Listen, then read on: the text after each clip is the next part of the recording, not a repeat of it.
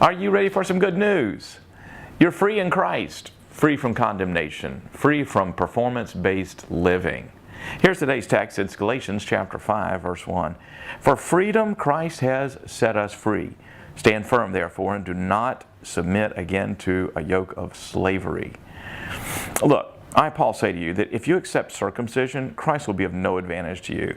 I testify again to every man who accepts circumcision that he is obligated to keep the whole law.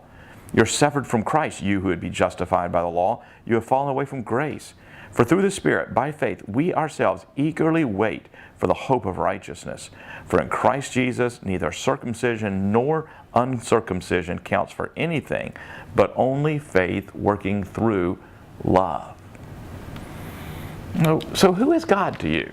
Is He like a judge who is watching and inspecting your every move, ready to deduct points if you mess up?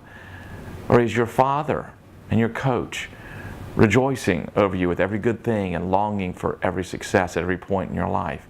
If God seems more like a judge who is inspecting you, it probably means that, like most American Christians, your mind still gravitates towards a system of the law. Law-based living in one way or another says, if I do more, if I work harder to be a good Christian, God will look more favorably upon me. In the face of the temptation toward legalism, Paul's exhortation is strong. For freedom, Christ has set us free, Paul says. Stand firm, therefore. Do not submit again to a yoke of slavery. It's fascinating. When Paul exhorts the Galatians to stand firm, to passionately resist evil, he doesn't reference specific individual sins. The apostle isn't calling them away from the vices like lust and deceit and drunkenness. The bigger battle, the more important battle, is counterintuitive.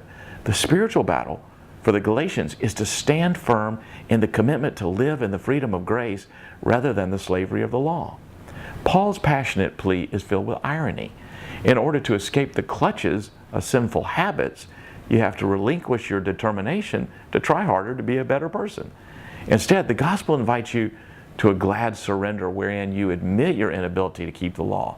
The freedom we need is first and foremost a freedom from the deception that we can do something to add to the finished work of Christ.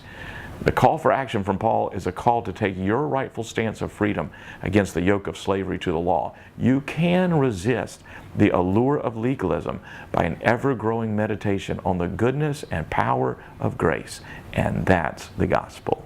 Well, that's today's daily devotional, and I sure encourage you to get the whole message. And if you haven't yet subscribed to this channel, be sure to click below and sign up today. Hope you have a great day.